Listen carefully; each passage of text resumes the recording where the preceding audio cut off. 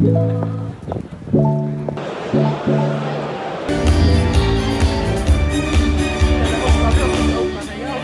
nearly finished with day one at FabCon already. My afternoon sessions are pretty good. I just went to one on distributing your insights through Power BI apps, which I loved because I'm such a big advocate of app sharing.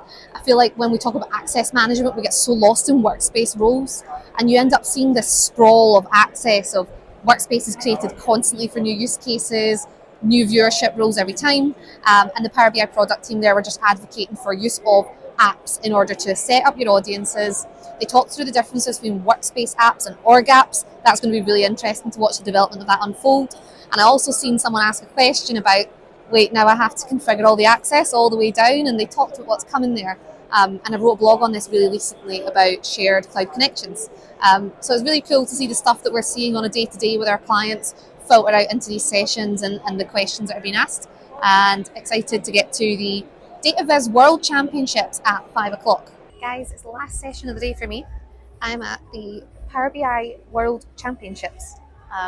So we're about to see some very cool data visualization. And as you can see, there's a lot of very sparkly hats and guys in a cube sat up there.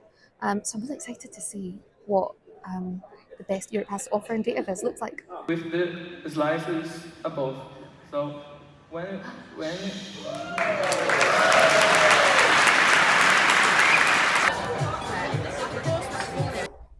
Well, FabCon day 2 for me.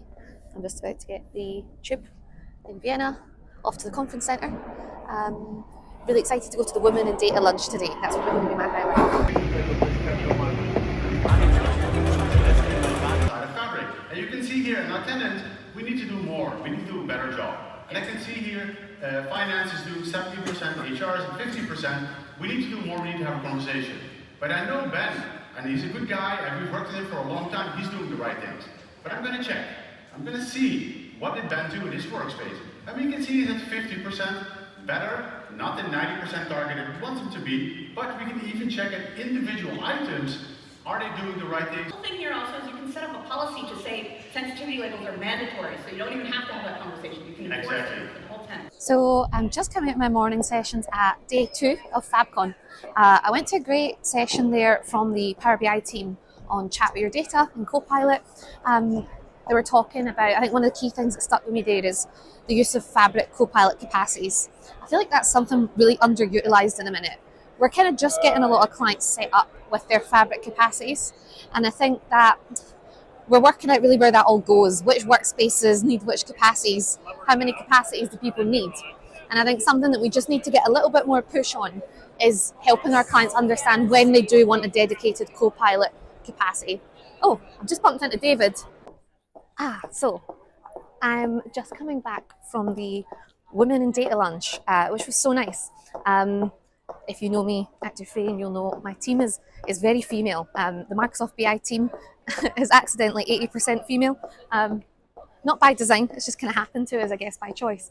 And we were reflecting a little bit on that and the nature of the BI teams being very female leaning typically across organizations because it's front end, it's design, you're connected from the business, and it's that very accessible route into data that a lot of people take when they don't have that traditional academic, maybe computer science background or engineering background.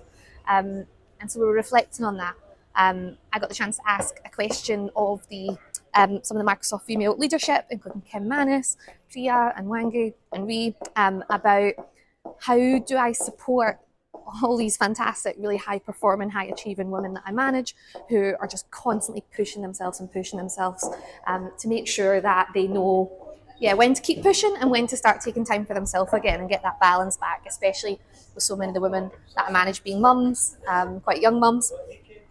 And great answers back from that in the sense of we've got to be each other's cheerleaders, we've got to push each other, but you're responsible for taking care of yourself. So it's just about making sure that everybody in the team knows what are your triggers, what are your burnout signs, and you have to take care of that before it becomes a challenge.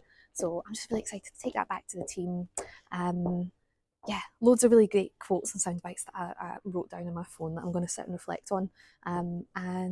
really nice time. So it's Wednesday night in Vienna. I have just left the FabCon Europe party, which was a beautiful venue. I'm just heading back to my hotel now. I'm going to get a little ice cream and have an early night before those Thursday sessions. I just wanted to talk about, I guess, some of the people you meet at these conferences that you don't meet in your day-to-day, or the kind of maybe standard like local events that we go to. So I just met a chap called Josh, who has a small BI consultancy off the coast of Venezuela. And it's just fascinating, I guess, to talk about what our jobs look like to run these BI teams, whether it's 3 people, 10 people or more, and how just the challenges are exactly the same.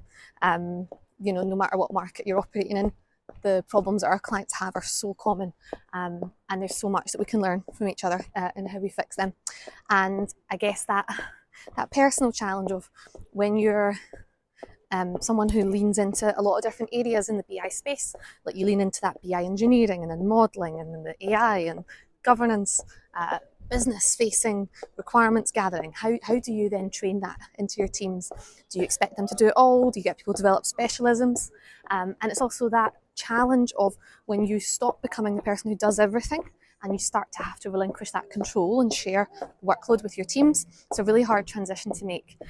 It's one that I think I've made fully about 12 months ago. So maybe about, 12 to 18 months ago, I stopped doing sort of full-time engagements, and you'll find me across a range of clients advising, and it's my team that do really all the hard work while I just kind of turn up and go to events like this and have opinions and keep everyone right, which is awesome. And I'm so lucky to be able to do that. But it's my teams that bring all these models and insights to life these days. But that's a hard transition to make, especially when you're a control freak like myself. And so Josh and I were just talking about how you make that leap, how you cross that precipice. And so it's so nice to be able to bring someone into the Microsoft community a little bit like that, that's newer to it, and just understand those shared challenges. So I'm going to leave you there. I'm going to go get my ice cream, and I'll see you on Thursday morning. Right, and just like that, it's the last day of FabCon. So it's Thursday morning. I have a packed schedule today. There is so much on for this last day, which I'm so excited about. So the morning session kicks off with an Ask Me Anything. There's an Ask Me Anything across loads of areas, so Power BI, engineering, security, partners. And so the Frame team are off to the partner Ask Me Anything, security Ask Me Anything, and Power BI Ask Me Anything. No prizes for guessing which one I'm going to. Super excited to meet the Power BI product team a bit more, ask some questions. And then I've got some really cool sessions today on Power BI Write Back, on responsible AI, closing the day out with a really great session, I think it will be anyway, by Rue Romano, talking about the future of Power BI and agentic development, really. I will see you on the other side.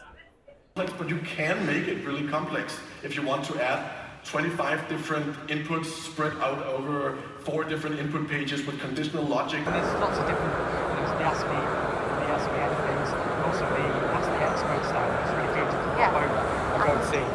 See that right over there. So all those little green banners over there are different Ask the Expert sections. And so we've had some fantastic conversations with the Microsoft teams about capacities, about admin, about purview, and all these things. So it's fantastic to be able to get into the heart of the products that bring us all here. Taking place, and we've got a warning here that some throttling has taken place. This means we've got at least one 30-second period in the last 24 hours. Another thing that it's doing, and you can see it happening now, it's running the best practice analysis. So it's already created a semantic model, and you can see it running the VPA rules with Tableau Edit, and just looking at the results, you can see that it's failing because there are errors, and it's going to iterate until it gets right, and there are no errors in my VPA. And now that I'm done, now it's going to copy that template report. And that's a wrap. So 3 days of FabCon, just like that, are all finished. What a day! My goodness, you would have thought that after 2 whole days, what would there be left to talk about on day 3? But my God, they definitely saved some of the best sessions for last. I just came out of 2 really fantastic sessions this afternoon. I went to the capacities and monitoring what's new session with Chris Webb and his colleague Opie. I never miss a Chris Webb session, if you know me. There's always great notes there to take. Really good stuff to learn on just yeah, best management of your capacities. There's a new capacity metrics app, which is very exciting. That's one of the most day-to-day things that we're going to need to know. And so I'm super excited to get stuck into that. So if, when you're watching this, you have not updated your capacity metrics app in a while, do it now. Pause the video, go do it, come back. Or not, you can stay here, that's fine. So yeah, very exciting. I think loads of feedback's been taken on board with that. Loads of the questions that my clients would ask me, like, what does this mean? What does that mean? How did I just get to here?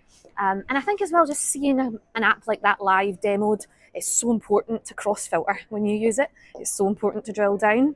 That sounds silly to say, but these are the things you miss when you're just looking at a wall of information. So the capacity and monitoring session, fantastic. I wouldn't expect anything less from Chris Webb and team. And then the last session. My goodness, again, how did they save this right till the end? Probably to make sure that we stayed right till the end. Because the last session I just went to was the new age of Power BI development with Rui Romano. Mind-blowing. If you followed the Live Data blog for a little while, you might have seen my article, Power BI is in its making pigs fly era. Well, that is what this was all about. So this summer there's been a wave of innovation in the BI space around just small things like using Fabric notebooks in crafty ways, and then some massive things like MCP servers, like agentic development, big uptake in people using Timdal. I think when it comes to Timdal, that's not new. You know, Tabular Editor has been around for a long time for pro Power BI devs, I guess you could call it. I personally have never really erred into that side of Power BI development. I'm a fan of keeping things simple. I don't like to hack, I guess, and I just don't like to have to sort of burden clients with lots of third-party tooling. I want to keep it simple. But I guess the Power BI team are now getting ready to support that pro dev experience natively within the tool, which is so exciting for me, because it means that any of the big geeks in my team that like writing a bit of code can now do so without asking me for extra licenses to extra tools. So, and I mean, these people do a fantastic job with some of the functionality that they've bridged the gap on for years, but I think for a lot of my clients, bringing that native to the Power BI desktop stack is key. And God, where do we start with MCP and agentic development? Some fantastic insights that are going to be in private preview for a while. I've rushed straight to apply for that from my team. They would kill me if I didn't, so that we can get stuck into there. Not be able to say too much about that yet, but once those go into public preview, very excited to talk about what on earth we're up to there. And then agentic development. I mean, what do we say about agentic development? It literally is making pigs fly. Taking GitHub Copilot, giving it your resources, your standards, your patterns, and saying, here are my user stories, here's my schema, build my Power BI, and off it goes. The use cases that we're about to see in terms of how quickly we can now migrate clients from legacy tools to BI, to optimize their BI, it's dreadfully exciting stuff. Now, just like that, I am in the U-Bahn of Vienna and just about to get on my train back to my hotel, have a last wander around this gorgeous city that I've enjoyed being in so much this week at FabCon, and then a nice early night because it's a 7 a.m. flight tomorrow morning back to London. But Clarence the Cavapoo is waiting on me. He's not seen me since Monday morning now, and so time to get home. So, if there's one thing you must know about me, one of my favourite things in this life, maybe second to Power BI, is ice cream. And I'm not ashamed to say that every night of my Vienna trip has concluded with a tub of ice cream. And so tonight we have passion fruit and cherry. It's just been the loveliest week. I have absolutely adored it here. I'm so excited to get back home and see my dog, and also to see my team. I just can't wait to get back and talk to everyone about this very, very busy week. I've got a big list of homework for just bits of research we're going to go do now, things that we're going to update in how we do things for us to trial, different clients I have in mind where I want to do stuff for them now. So thank you for coming to FabCon Vienna with me here on Live Data. Until next time.